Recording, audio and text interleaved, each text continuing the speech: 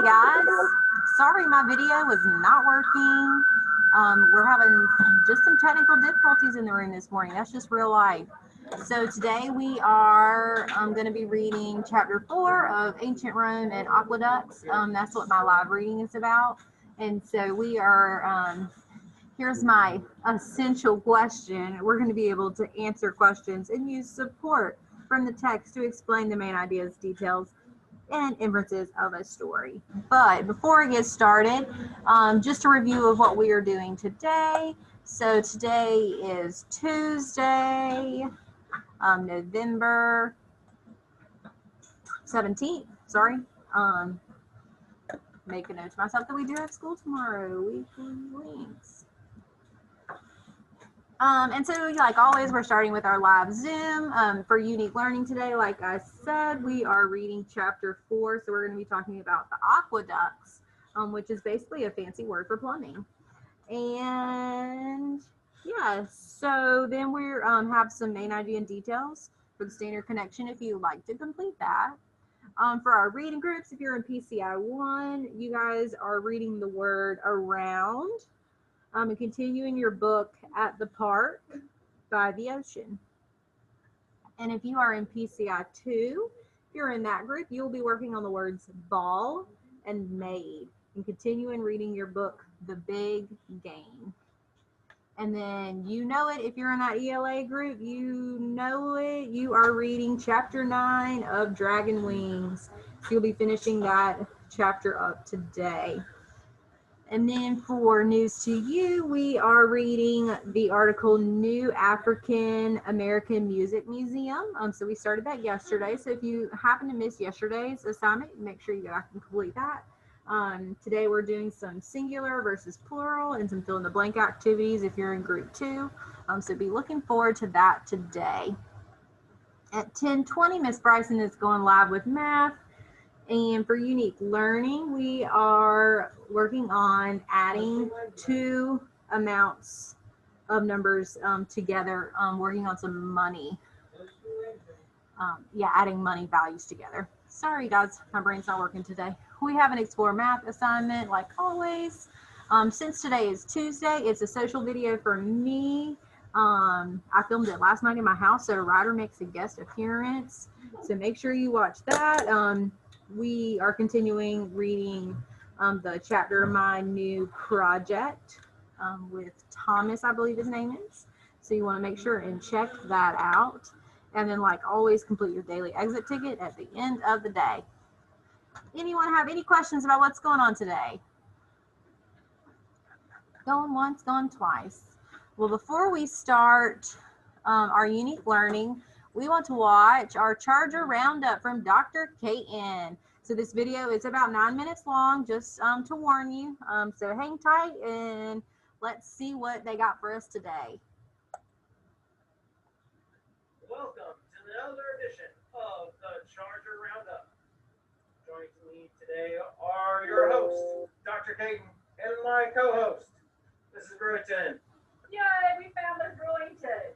Welcome and thanks for joining us today for the Charger Roundup. This is our second edition, as Mr. Hutchison said. We're going to kick the week off and let you know what happened at Aiden-Brickton High School this week. Today we had our Spirit Days. Today was Decade Day. As you can see, we're dressed all up. Would you like to talk about your attire, Ms. Burlington? I will. This is my sweater that I got. This is my 1971, her Christmas present from her father, and Mr. Hutchison rocking the Pro today. Yep. And bell bottoms. And platform shoes. And platform shoes. And next week is Spirit Friday is holiday attire, right? Yes. Holiday attire. So make sure you I'm not coming as leprechaun. Dr. Caden wants to come as leprechaun. I want to come as I'm leprechaun. not coming as leprechaun. We shall see. It would be. It'd be awesome. Wouldn't it be good? Yeah. Any holiday, though. Yeah, any holiday. Whatever your favorite holiday is. That's right. And so, listen, last week we talked about positive teacher referrals, and we talked about some teachers who got positive teacher referrals, and Mr. Hutchison was one of them. Yep. And so we had 2 new ones this week. You want to talk about those? Yeah. Miss Stelly and Mr. Byram this week. Miss Stelly in the front office and Mr. Byram. So congratulations to them. And just a reminder, if you would like to send a shout out to your teachers, or you can send me an email and get your parents to do it, or you can do it. Just send us an email to let us know about what they're doing, because being so great about them. Teachers need to have that positive word also. Yeah, so also this week we had another big celebration. We announced who our Teacher of the Year was. Would you like to announce who the Mr. Stelly! Stelly is our Teacher of the Year for Aiden Griffin High School. You can see the big banner outside of his classroom right now. And so congratulations to Mr. Stelly. So yeah, that's very exciting. Today was the academic breakfast, which I had to walk around in these platform shoes. I was looking like, I don't know, a baby giraffe about to be eaten by a lion. But we dropped off some biscuits and juice to our folks. And to be on an academic breakfast, what do folks need? What's a reminder? Can you give a reminder? I think they need Right. A's and B's. All A's and B's is what they need to get the academic breakfast. And so, you know, it's a little bit different this year. Usually we can come in the cafeteria and talk and congregate, but we're not able to do that this year. But we want to still make sure the kids get their breakfast. Yeah, it's kind of a bummer. 2020. Yeah, but anyway. So we also want to talk about some additional students who are doing such an awesome job. We just inducted some students into the National Honor Society. And you can look on our Facebook and see all the students that we just inducted into the National Honor Society. They get to wear a stole at graduation, correct? Yep. And so what are the requirements for that, for National Honor Society? Before they graduate, they need to do 8 hours of community service. Okay. Then I think there's a GPA requirement. Yeah, 3.7 GPA. So in order to be a National Honor Society, you need a 3.7 GPA. And Miss Wood is the contact for National Honor Society. So, you know, talk to her, make sure your grades are good, because you want to have all those, that bling bling on when you graduate. You know, people like to wear all the bling bling when they graduate. So that's a really good thing. So awesome. Also, some things that we had on our campus this week, we had Veterans Day celebration. Sergeant Moore did an awesome job with that. So y'all want to talk about that? Just like it's one of the people that was chosen. Yeah. They wasn't here. Yeah, Mr. Hutchinson is a vet. That means that he served in the military. We were in the Army, is that He was correct? in the Army, yep. And then we also have Mr. Harris on staff. Mr. Harris was STEM. He was in the Air Force. Air Force, that's correct. And then, of course, Sergeant Moore, who retired That's from the right. military. So we have some staff members who were in the military, so we like to recognize them. And let you know, if you don't know, my son is in the military, and actually he is on his way back today from Afghanistan. So hopefully, so he hopefully will be home, back home with his wife by Sunday, we're hoping. So That's great. yeah, so that's a good thing for us. So let's do some announcements for our seniors. Just to let you know that we have the Senior Pepsi Truck. That's a big annual event that we have that's been going on forever at Aiden Griffin. You want to talk about that a little bit? Yeah, everyone comes in and we get it's kind of like one of your class photos, get a photo in front of the Pepsi truck. Benji brings it down to us for this. I think that's happening next week. What is that? I think it is on The 19th, that's right. At 11 o'clock, so seniors, make sure you come down. Even if you're virtual, make sure you come down so you can have your picture taken in front of the Pepsi truck. Like I said, that's an annual tradition we've had at Aiden Griffin. And so that'll be on the 19th at 11 o'clock. Oh, you know what? Seniors also need to not forget to get their baby pictures. That's right. Remember last week we talked about our baby pictures, and so we're going to show you our baby pictures. Remember, I was the bald-headed baby. Mr. Hutchinson talked about his. What was your baby picture like, Ms. Millington? She was cute, she said. It says that she was cute. So just a reminder, seniors, that you need to turn in your baby pictures and your quotes to Miss Smith by the 30th. So make sure you are doing that. Get that turned in. Get that turned in. We're continuing with our Talk It Out Thursdays. So again, we had a couple winners. We had one winner we forgot to mention. I think she might have been our first. Yeah, she was our second. She was the second one. Yeah, so last week I said this was our second or third week. Actually, we've done it 4 times now, so that was my mistake. Yeah, so that was my mistake. We missed Rebecca Gallinado. She also won. And this week our winner was Hannah Gifford. She won the Talk It Out Thursdays, and we had some questions. And so one of the questions was, what's something that nobody knows about you? So I talked about I've been skydiving. Not many people would think that I've done that before. So Mr. Hutchinson, what would be the one thing that nobody would know about you? I've been to the Grand Canyon 5 times. Oh, 5 times your Grand Canyon. I'm like, Brewington, is there something about nobody would know about you? Well, I have so many things. You're an enigma. I am the light thing. You know, when I was 8, Oh. I ran into a fight in my school. That's not the point. Were you ride on a bicycle? No, I was in a basketball, shopping cart. Oh, somebody put you in a shopping cart. And then we got down in here. Oh In New my York. And word. ran into a car. See, that's why I don't go to New York. Yeah, that's right. That's right. So, one that we were looking through the Talk It Out Thursdays, and one of the students that we thought was pretty cool, they're something that nobody would know about them. They said that they had a plane built by their grandfather. We thought that was pretty cool. That's super. Yeah, that's pretty cool. So Cooper Sutton said that. That was awesome. We thought. Yeah. So we have Talk It Out Thursdays next week as well. So make sure you fill out the form so you can win a gift card. Speaking of winning, let's talk about let's do a spin of the wheel. Okay. We talk about this a little bit. So let me grab my computer right quick. So we have I do lots of things, if you don't already know, to try to make sure students and parents are in the know of everything we do. We do newsletters, we do text messages, We do this. we do this, we do phone calls. And one of the things that we just started with our newsletter that goes out to parents and also to students is that we put in there, it says, are you in the know? It's just a simple little survey to let it start over. That just don't. No, we're trying to be under 12 minutes, folks. Yeah, we're trying to do under 12 minutes. We're under 8 minutes. We're getting We're close. getting close. Okay. So, Here we go. We got to wrap it up. So we're spinning the wheel. People who read the newsletter, they can fill it out. So we have two. We want to spin the wheel to see who's going to win. For the first week, they just had to put in if they read my newsletter. I had 4 people who put it in. So they are going to win a T-shirt, a freaking T-shirt. And Amani Garris, you win the T-shirt. It says congratulations, Amani. And so for the second week, let's see who read my newsletter. Only 3 students or 3 parents. So here we go. Let's see who read the other T-shirt. And that's going to be Isabella Whitford. So congratulations to Isabella and to Amani for winning the T-shirts and having your parents read the newsletter so you're in the know at Aiden Grifton. So that's all for our roundup for this week. We want to make sure that you know what's going on at Aiden Grifton. We'll catch you next week, right? Miss Brewington and Mr. Hutchison. And remember to always keep charging towards excellence. Alrighty, so that was our Charger Roundup of the day. So let's go ahead and get started on our news to you. Are you guys still out there? Are you still with me? I still see a lot of people there. So let's go ahead and get started. So like I said, we are reading chapter 4 about ancient Rome and the aqueducts.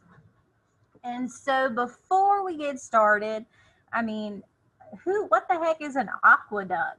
So we're going to watch a short little video that's not going to load. Oh, yep, it is. Okay.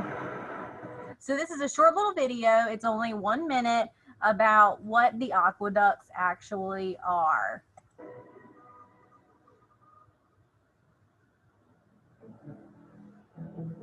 The challenge for the Roman engineers was to keep the water flowing at the same speed on its entire journey.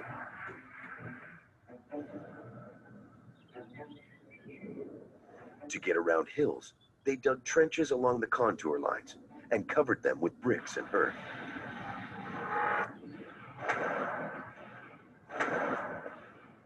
To cross wide valleys, they funneled the water down through lead pipes and up again on the other side. To conquer high mountains, they dug deep tunnels right through them and shafts in their roof for ventilation. To cross long distances on even ground, they built flat walls with a trough in the top. And to channel the water into Rome without obstructing traffic, they built the majestic arched aqueducts we know today. These plumbed into a network of fountains that fed water to 1 million Romans. Today, Rome's fountains are still safe to drink from. And because they always keep the water flowing, they stop the city's pipes from clogging up. Alrighty, so that is just a really short video to describe that. And so You know what? We're going to do this tomorrow because this is just turning into a really long video. So let's just jump right in and read our chapter for today. Chapter 4, Ancient Rome and the Aqueducts. Yeah. At the next display, Dr. Jones points out a large tube. He asks, "Does anyone know what this is used for?" Lucy says, "I've seen a pipe like that under my kitchen sink." Have you guys ever seen a pipe like that in your house? Yeah. You have? Where?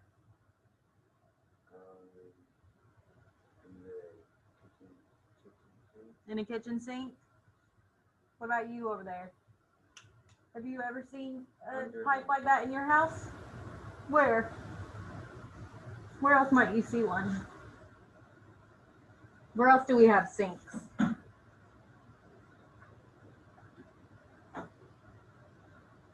I was thinking about in the shower, maybe, or your bathroom sink or your shower coming out. That is exactly right. This is a plumbing pipe. It carries water to homes and buildings. You may not think about it much, but can you think about life without plumbing and water in your house? Asks Dr. Jones. In ancient times, people did not have running water.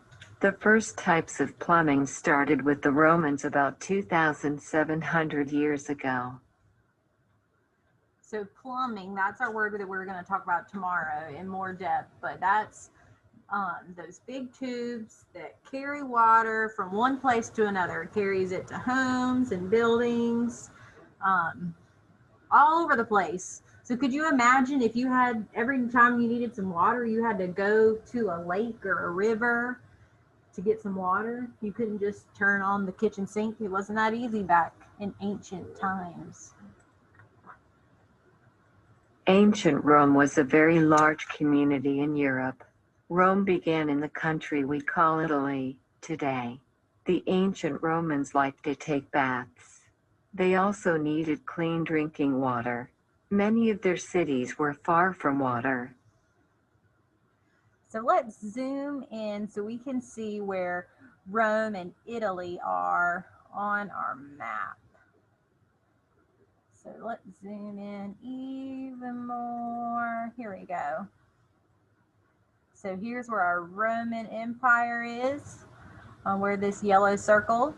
And you can see we are way over here on the other side of the ocean, so a long ways away from us.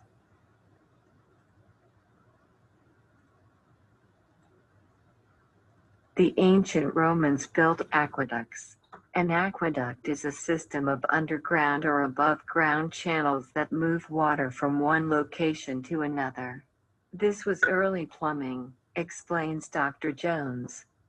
So just like the video we watched, it takes the pipes from a body of water through the pipes to the city or wherever the homes and the buildings are. The ancient Romans dug tunnels and built bridges for water to move from rivers and lakes to cities.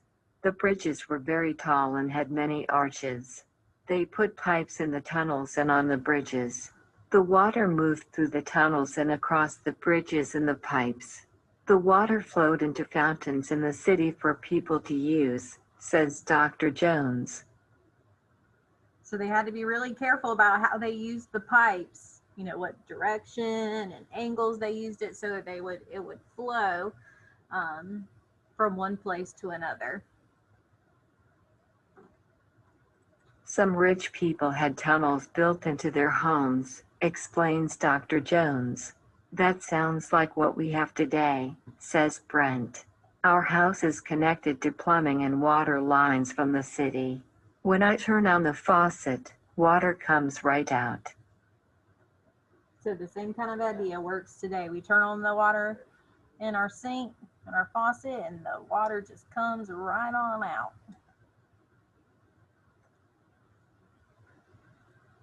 Dr. Jones says, the Roman aqueducts were a positive change for the ancient Romans. We learned a lot about the culture from the aqueducts. They allowed the Romans to live in parts of the land that were not very close to a river or lake. It helped them stay clean and healthy. So the aqueducts were a big deal in this ancient Roman time. It allowed the Romans to live, farther away from a river or a lake. They didn't have to stay so close, and it helped them stay clean and healthy. Like our video said, the water in Rome is still able to drink. It's still good. The ancient Romans' aqueducts were the start of what plumbing is today. We use plumbing to bring water to our homes and businesses. We have the Romans to thank for that, says Mrs. B. And so we are very thankful for ancient Rome and their invention of the aqueducts, because we definitely are very thankful that we can have water so easily. So that is going to be it for today. We've been on for a long time today, so I'm not going to drag it on any further. So from here, make sure you just log on to Unique, read it on your own, answer the main idea and details if you can, break it off into your small reading groups, and then we will see you back at 10:20 for reading.